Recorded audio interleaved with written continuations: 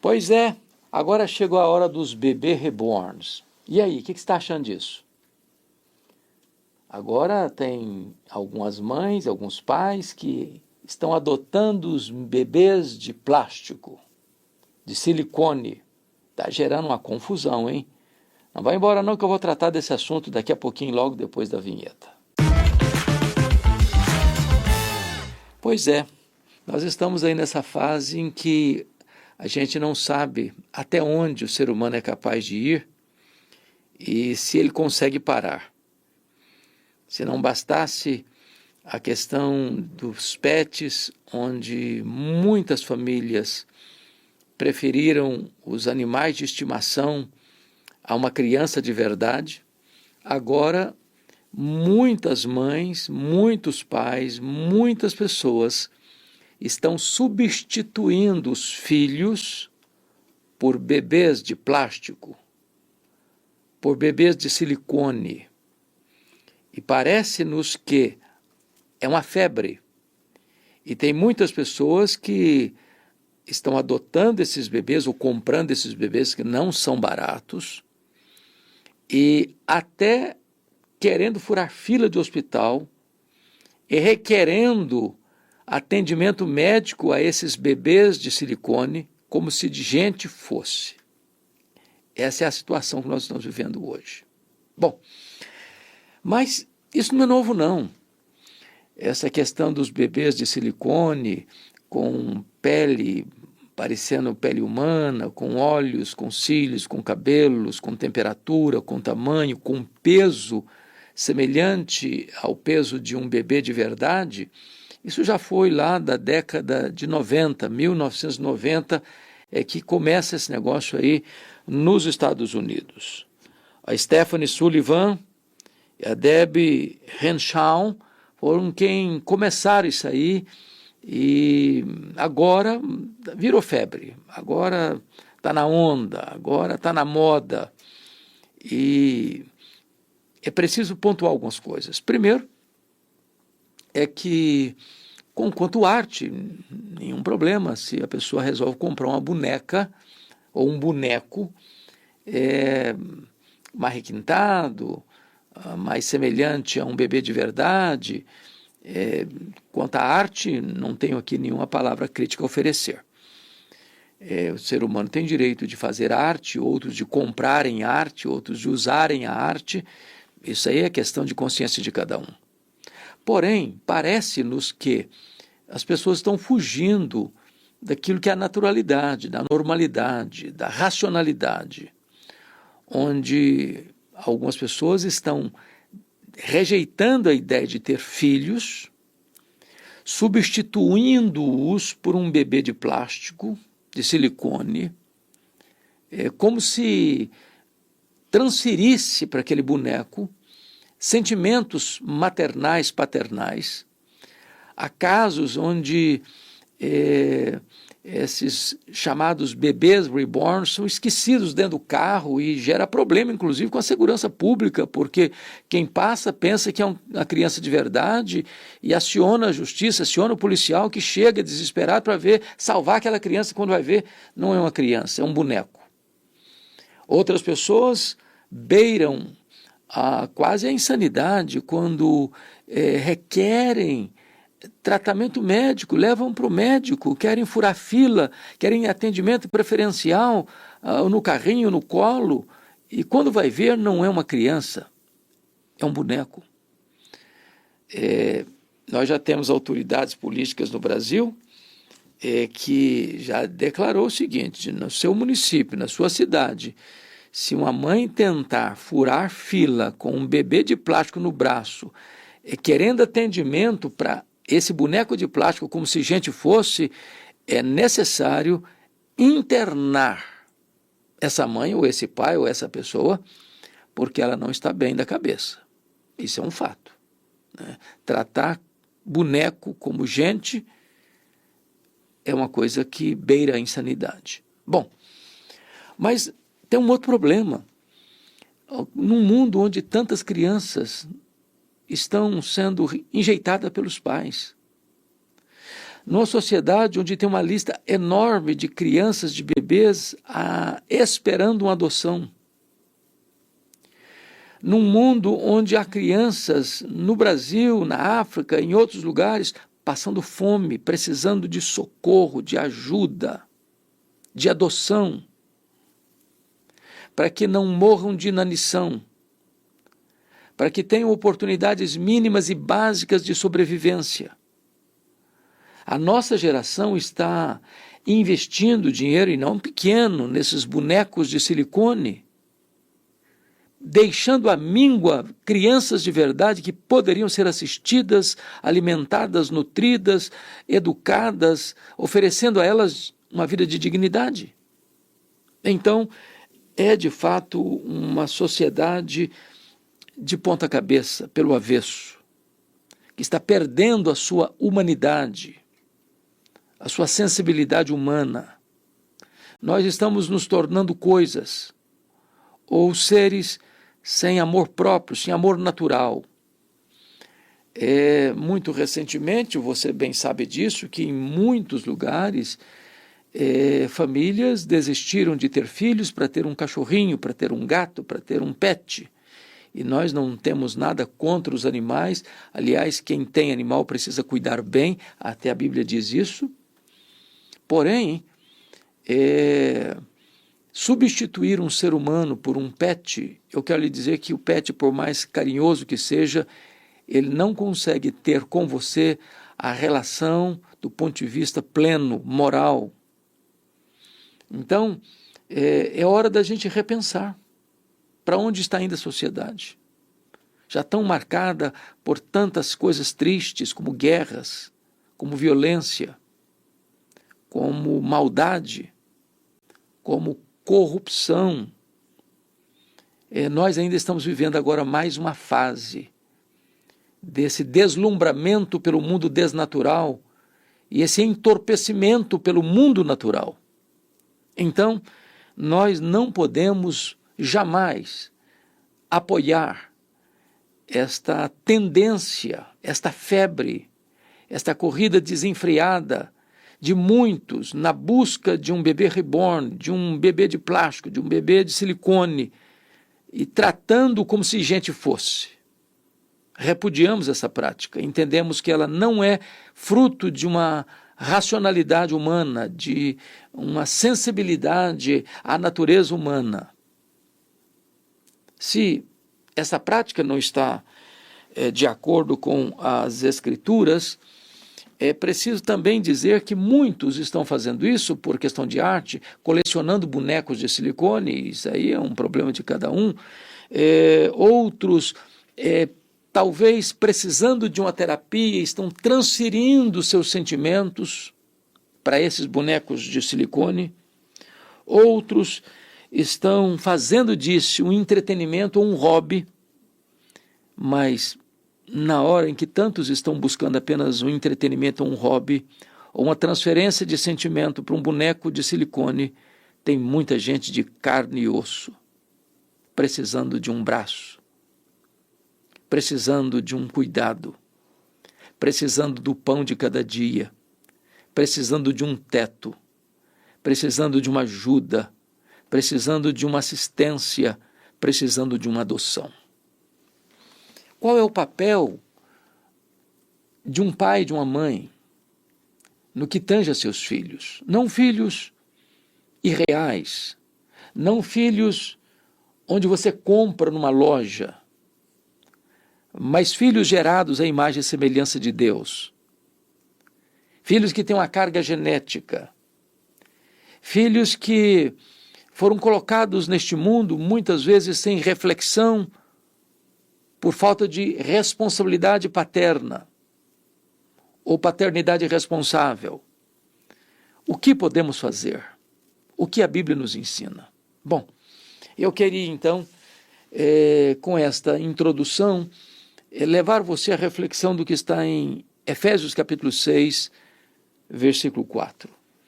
O apóstolo Paulo, numa época do Pater Potestas no Império Romano, onde o pai tinha pleno e total direito sobre os filhos, e onde os filhos não tinham direito nenhum, diferente da nossa sociedade, onde as crianças, graças a Deus, possuem normas, leis, princípios para cuidar delas, para respeitar a dignidade delas, para que os pais não extrapolem, não excedam no exercício da sua autoridade sobre os filhos. Paulo regulamenta este assunto em Efésios 6,4, e eu peço a sua vênia para ler o texto. E vós, pais, não provoqueis vossos filhos a ira, mas criai-os na disciplina e na admoestação do Senhor. É curioso que, se no versículo 1 diz que filhos, obedeci a vossos pais no Senhor, pois isto é justo, pais aqui é uma referência a pai e mãe. Tanto o pai quanto a mãe merecem dos filhos respeito. Os filhos precisam obedecer e honrar os pais. Vale destacar que honrar é mais do que obedecer. Há filhos que obedecem pai e mãe, mas não honram pai e mãe. Obedecem por medo de retaliação. Honrar é você dar primazia, é reconhecer o valor, é apreciar, valorizar, estimar, amar, respeitar, oferecer uma obediência não servil, mas espontânea, amorosa, responsável. Porém, no verso 4, quando ele diz, e vós, pais, não provoquei vossos filhos a ira, mas criai-os na disciplina e na admoestação do Senhor, a palavra pais aqui está se referindo a pais homens. Isso porque, à luz da palavra de Deus, cabe ao homem a liderança do seu lar. Cabe ao homem, ao marido, ao pai, a responsabilidade de educar os filhos. E aqui tem um ponto importante, porque muitos homens hoje têm se abdicado da sua responsabilidade, têm se omitido de seu papel, têm transferido a formação dos filhos à esposa, à mãe, sobrecarregando-a. E, de certa forma, isso tem gerado na sociedade, sobretudo ocidental, uma imagem apagada masculina na mente dos filhos, uma super imagem da figura feminina da mãe na mente dos filhos, e os desdobramentos disso podem não ser saudáveis.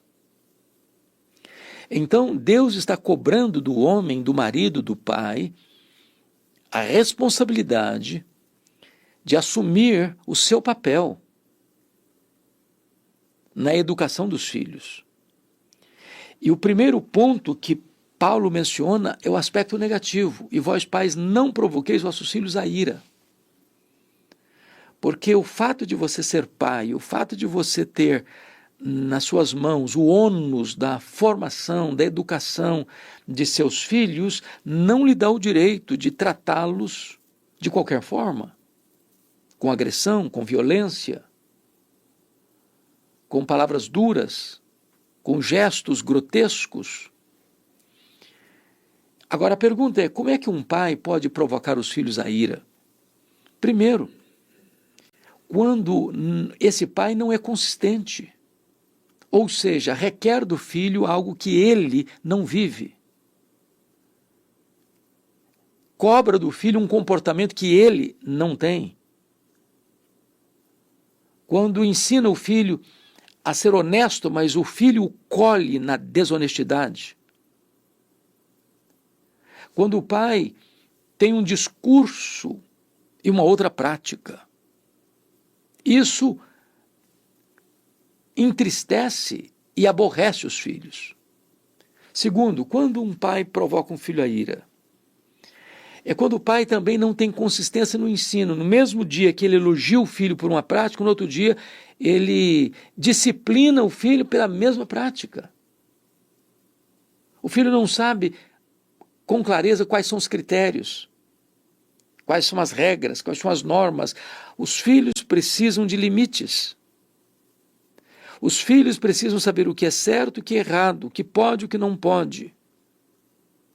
Cabe ao pai deixar isso claro para os filhos. Terceiro, quando um pai provoca o filho à ira, é quando o pai compara um filho com outro. Quando os filhos, embora nascidos do mesmo ventre, tendo a mesma carga genética, recebendo a mesma instrução, eles são diferentes uns dos outros. Para um filho você basta olhar, ele já entendeu. Para o outro você fala e ele parece não estar entendendo. Cada filho tem sua peculiaridade, tem sua capacidade, portanto, os pais podem cobrar dos filhos o mesmo empenho, mas não pode cobrar deles o mesmo desempenho. De repente, um estudou 10 horas para uma prova e tira 7, o outro não estudou nem meia hora e tirou 10. Então, querer comparar um filho com o outro, isso gera emulação, ciúmes, mágoas. Ainda, quando é que um pai provoca os filhos à ira? Quando ele tem preferência de um filho em detrimento ao outro. Quando o presente para o filho A é mais caro do que o presente para o filho B. Quando o pai deixa claro para os filhos que este aqui é o filho predileto. Isso provoca o quê? Provoca mágoas, provoca divisão, provoca intriga, provoca ódio, provoca vingança, provoca uma celeuma, uma guerra civil dentro de casa. Então, o primeiro conselho que Paulo dá para os pais é esse: não extrapole a sua função de pai, o seu papel, o seu ministério de pai. Você não pode provocar seus filhos à ira. Lá em Colossenses 3:21, nessa mesma toada, Paulo vai dizer outra coisa interessante para os pais. Eu vou ler para você, olha que interessante o que ele vai dizer aqui. 3:21, ele vai dizer assim: pais, não irriteis os vossos filhos para que não fiquem desanimados. Tem filho desanimado. Tem filho que quer sair de casa na primeira oportunidade porque não aguenta a pressão dentro de casa, o ambiente pesado dentro de casa. Porque tudo que os pais fazem é para irritar os filhos. Então, Paulo está orientando aqui que criar filhos não é brincadeira. É por isso que tem muitos que abdicam do seu ministério paternal e preferem adotar um boneco de silicone. Porque o boneco de silicone não vai reclamar, não vai murmurar, não vai precisar de ajuda, não vai precisar de conselho, não vai precisar de disciplina, não vai precisar de limite. Se você botar ele aqui, ele fica aqui. Se você botar ele lá, ele fica lá. Se você vestir a roupa tal, ele vai ficar com a roupa tal. Não precisa comprar fraldas, não precisa de nada disso. Agora, é um alto privilégio você exercer a mais nobre das funções e talvez a mais árdua, que é a missão da paternidade. Agora, Paulo vai tratar do aspecto positivo quando diz assim: mas criai-os na disciplina e na admoestação do Senhor. A ideia de criar é a ideia de formar, de nutrir. Agora, me permita dizer isso. Muitas vezes você tem notado que o Estado tem procurado sequestrar esta missão inalienável, intransferível da família. A educação dos filhos acontece em casa. A formação moral, espiritual dos filhos acontece em casa.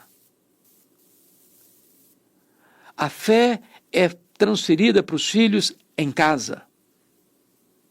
Erram os pais que entregam seus filhos à escola, ou à babá eletrônica, ou a terceiros para educá-los. Cabe ao pai, cabe à família esse papel sacrossanto de criar os filhos. de educá-los, de formá-los, de forjá-los, de estabelecer princípios. Agora note, como é que um pai e uma mãe vão fazer isso se eles mesmos estão perdidos? Como é que um pai, uma mãe tem condições de educar uma criança se estão adotando ou comprando a peso de ouro bonecos de silicone? Substituindo filhos de verdade por filhos fake news. Mas Paulo prossegue e diz assim: criai-os na disciplina. A palavra disciplina traz a ideia de limites, de regras claras. Os filhos precisam saber, isso pode, isso não pode. Os pais precisam saber com quem os filhos andam, aonde eles vão, o que estão fazendo, com quem estão andando, a que horas chegam. Os pais precisam dedicar tempo para conversar com os filhos, para orientar os filhos.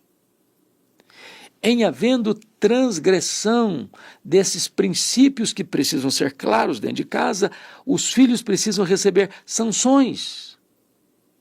Porque se não aprende em casa, vai ter que aprender de forma dura e dolorosa na rua. A disciplina não é um ato de crueldade, é um ato de amor, responsável de amor. Agora veja, o pai disciplina seu filho. Você não pode pegar uma criança na rua que está fazendo peraltice ou coisa errada e querer educá-la. Não, o compromisso seu é com seu filho, com seus filhos. Criai-os na disciplina. De tal maneira que, se um pai não disciplina os filhos, ele pode até estar dizendo: não, eu gosto tanto do meu filho que eu nunca vou discipliná-lo. Isso é uma tragédia. Quem ama disciplina.